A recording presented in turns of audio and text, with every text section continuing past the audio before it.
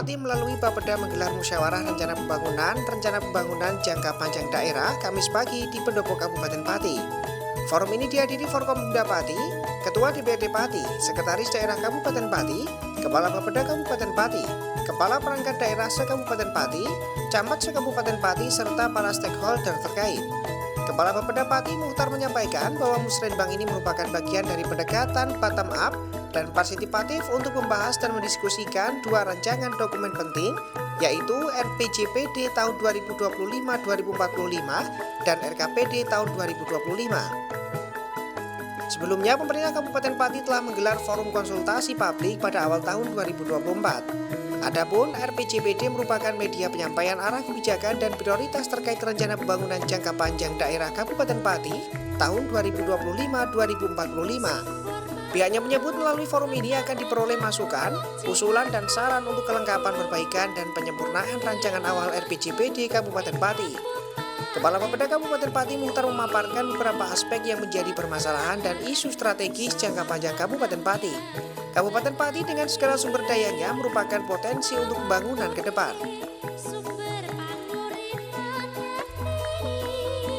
Bapak-Ibu sekalian, mari kita persani perubahan penggunaan lahan di Pati. Bisa kita lihat di sana bahwa ketaatan kita terhadap penggunaan lahan masih 99,36. Artinya ketaatan kita pada tata guna ruang masih 99,36%. Sedangkan yang 0,635% adalah faktor koreksi. Dan terjadi alih lahan fungsi lahan yang paling banyak adalah di sektor perumahan dan perindustrian. Ini tentunya berdampak berkurangnya lahan pertanian lestari dan perkebunan. Lanjut, Bapak-Ibu sekalian, ini Pak Bupati menyapa masyarakatnya dengan penuh senyum, tawa dan optimis di sana ini. Karena melihat sumber daya manusianya sehat, maka ke depan ini sesungguhnya faktor demografi sangat berpengaruh terhadap keberhasilan pencapaian pembangunan. Bapak-Ibu sekalian, jumlah penduduk Pati dalam kurun waktu 10 tahun terakhir ini, dari 2010 sampai dengan 2020, ini meningkat dari 1,9 juta jiwa menjadi 1,324 juta jiwa. Dengan pertumbuhan penduduk selama 10 tahun terakhir adalah 1,03. Dan ini estimasinya Pak Sekda, Pak Bupati, pada 2 tahun terakhir terjadi penurunan pertumbuhan penduduk signifikan.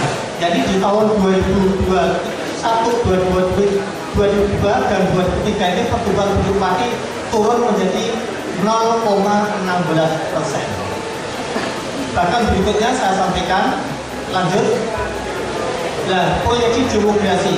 Maksudnya Bapak-Ibu sekalian, kondisi kependudukan di Pati saat ini pada tahun 2020 sampai nanti kisaran tahun 2035 Pak Bupati dan Bapak sekalian, kita mengalami bonus demografi.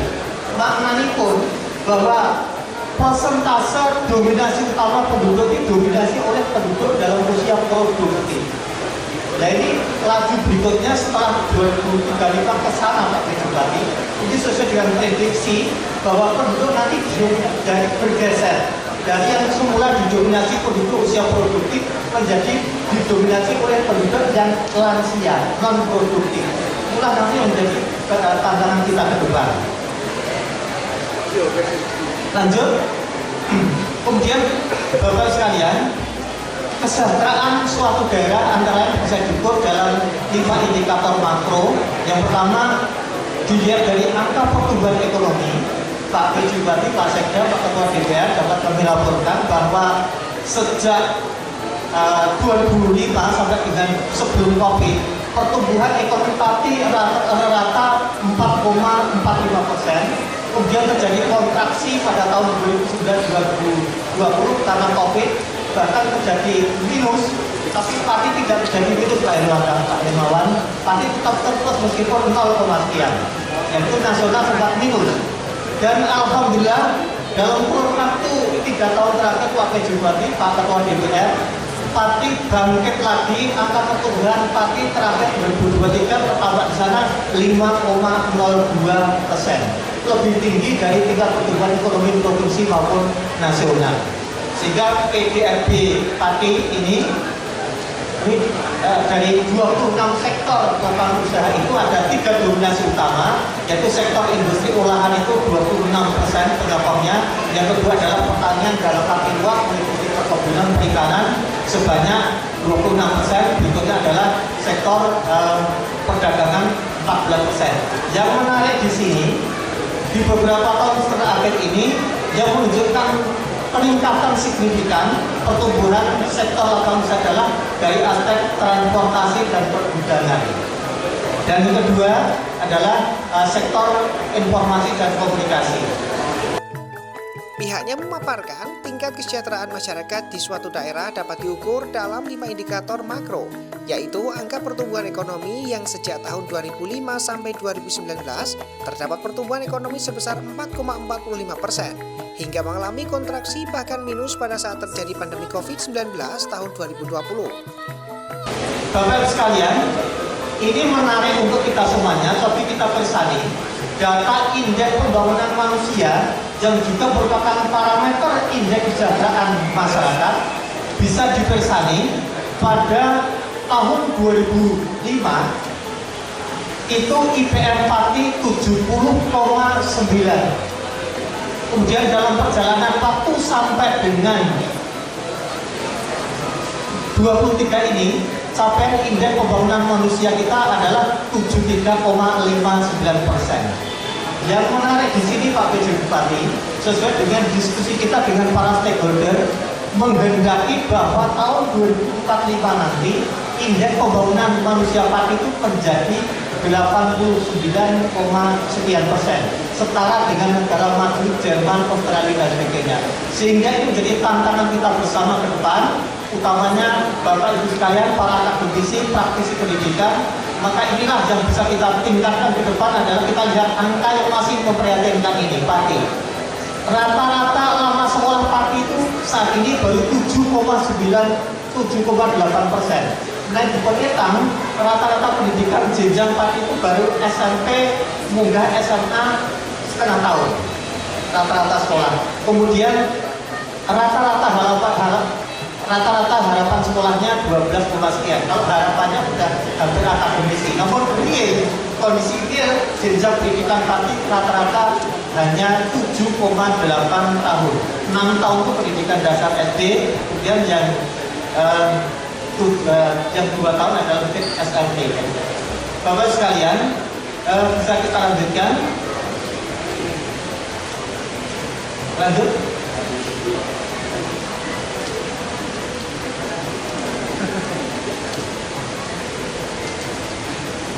Kemiskinan dan pengangguran ini menjadi tolak ukur. Jadi alhamdulillah angka kemiskinan di Pati berangsur-angsur kalau kita lihat dari tahun 2026 itu 22,14%. Saat ini itu tinggal angka kemiskinan tinggal 9,31%. Mohon saudara bisa mengikuti paparan saya. Kemudian angka pengangguran Pati pada tahun 2007 itu 8,38%, pada saat ini tinggal 4,29%. Kemudian inflasi, pengendalian inflasi Pati relatif berhasil karena jika kita lihat pada tahun 2007 angka inflasi kita itu 6,83%. Terkini data tahun 2023 adalah 2,96%. Kemudian jika kita lihat indeks Gini yang menunjukkan tingkat pemerataan kesejahteraan, bahwa ketimpangan kesejahteraan Pati relatif sangat kecil sekali, yaitu tinggal 0,31%, yang artinya bahwa tingkat pemerataan keadilan pembangunan Pati relatif baik, tingkat kesenjangannya relatif rendah. Bapak Ibu sekalian, jika kita lihat permasalahan jangka panjang yang nanti akan menjadi resening pembahasan kita bersama, antara lain dari aspek geografi, di peningkatan alih fungsi lahan menjadi keperhatian kita bersama, khususnya alih fungsi lahan pertanian dan perkebunan lestari, karena ketahanan pangan menjadi konsep kita juga. Kemudian juga penurunan kualitas lingkungan hidup juga menjadi gagasan kita sami. Kemudian penurunan ketersediaan air baku dan air bersih. Ini nampak di antara kita semuanya setiap tahun kekeringan melanda di daerah kita semuanya. Kemudian angka ketergantungan dan juga penurunan penduduk miskin, pertumbuhan penduduk yang kurang merata juga menjadi perhatian kita semuanya. Kemudian dari aspek kesejahteraan masyarakat, beberapa hal yang menjadi perhatian kita semuanya adalah adanya terjadi ketimpangan pendapatan kesenjangan masyarakat dan angka pengangguran yang meskipun persentasenya turun, namun jumlah kumulatifnya adalah semakin meningkat. Dan juga IPN kita juga masih perlu peningkatan. Kemudian yang kedua, dari aspek sosial juga, perlindungan anak juga belum optimal, masih adanya kekerasan dalam rumah tangga dan tingginya tingkat perceraian. Ini Pak Bupati kemarin sempat muncul di beberapa diskusi. Kemudian ketimpangan gender. Kemudian berikutnya dari aspek daya saing daerah yang menjadi perhatian kita ke depan adalah daya saing daerah ekonomi kita masih relatif rendah jika dibandingkan dengan daerah sekitarnya Kudus, khususnya Kudus, Jepara dan sekitarnya. Kemudian daya saing sumber daya manusia kita juga belum optimal. Kemudian daya saing infrastruktur wilayah kita juga masih perlu ditingkatkan. Dan juga yang kelima adalah daya saing investasi kita juga masih perlu ditingkatkan. Musrenbang ini merupakan bagian dari pendekatan bottom up dan partisipatif untuk membahas dan mendiskusikan dua rancangan dokumen penting, yaitu RPJPD tahun 2025-2045 dan RKPD tahun 2025.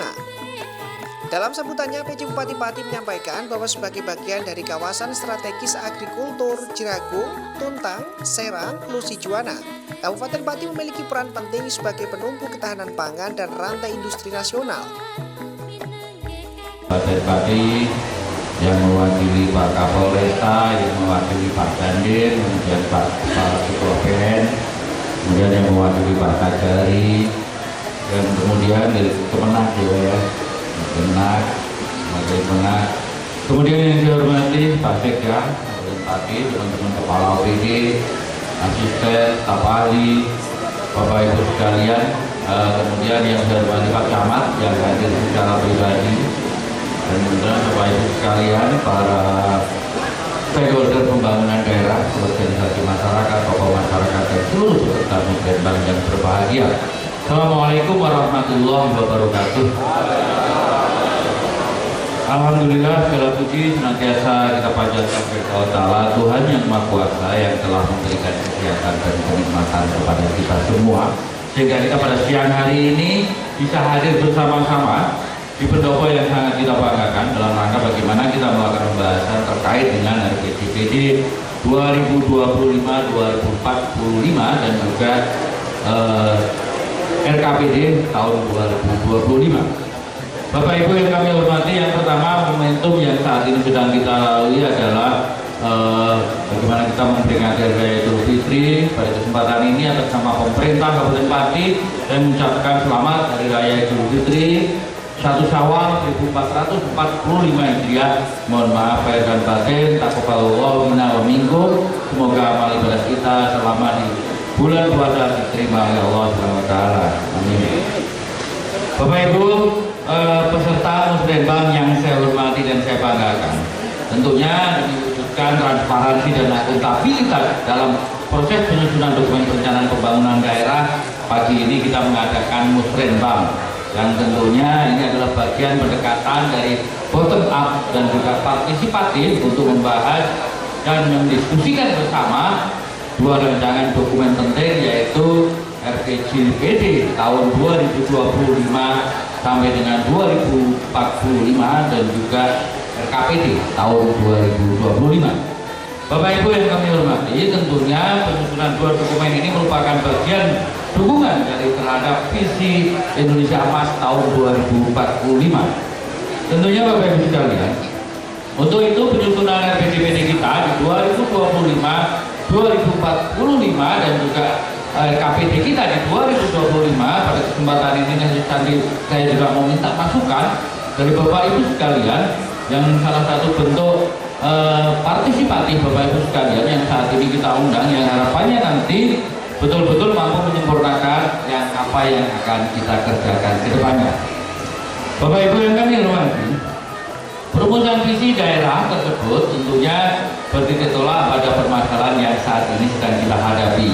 Isu strategis yang ke depan dengan mempertimbangkan isu global, nasional, dan lingkup wilayah yang harus diselesaikan, utamanya terkait kualitas hidup masyarakat, kualitas lingkungan hidup, dan juga penanganan kemiskinan, pemerataan infrastruktur wilayah, dan juga ekonomi daerah serta daya saing daerah.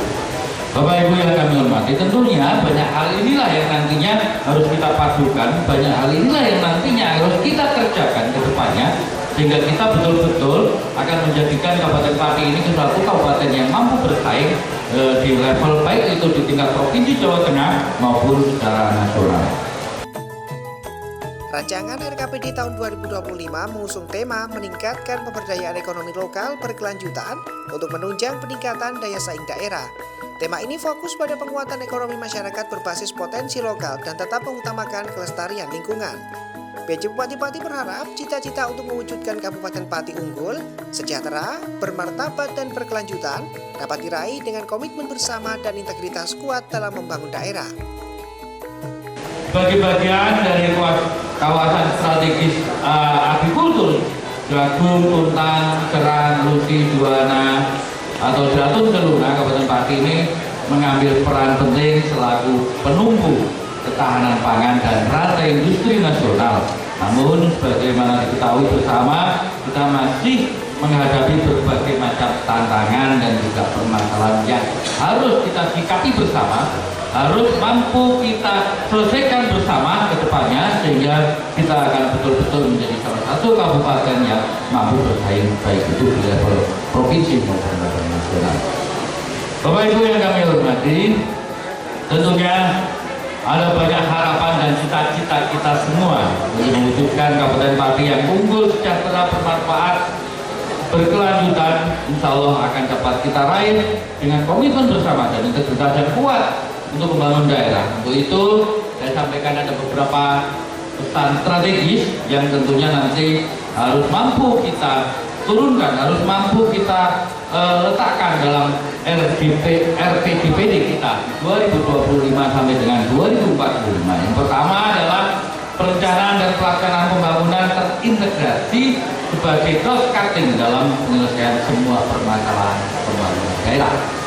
Kemudian Bapak Ibu sekalian, yang kedua, kita juga harus mampu membuat kemitraan pembangunan yang melibatkan seluruh elemen masyarakat, utamanya tokoh masyarakat Kabupaten Pati yang duduk di lembaga pusat, baik itu di provinsi dan para pengusaha, NGO, dan juga stakeholder pembangunan lainnya.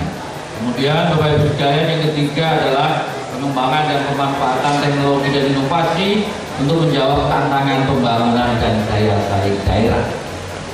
Kemudian Bapak Ibu sekalian, tak lupa juga yang keempat, optimalisasi pemanfaatan sumber daya alam dan kelestarian lingkungan yang untuk menjamin ketahanan pangan yang berkelanjutan. Inilah yang kondisi saat ini kemarin akibat adanya bencana juga ketahanan pangan di kita juga agak sedikit terganggu, karena di saat sedang akan menghadapi musim panen kemarin juga terjadi bencana alam berupa banjir. Dan inilah yang tentunya banyak hal yang kemarin kita hadapi yang tentunya ke depan harus mampu kita selesaikan bersama. PJ Bupati Pati berpesan kepada para kepala perangkat daerah agar memahami permasalahan bangunan di masing-masing sektornya dengan baik agar tepat dan akurat dalam menentukan program, kegiatan, dan subkegiatan prioritas.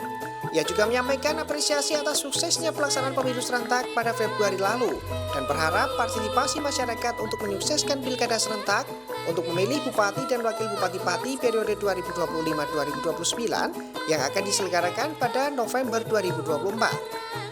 Tim Liputan Cahaya TV.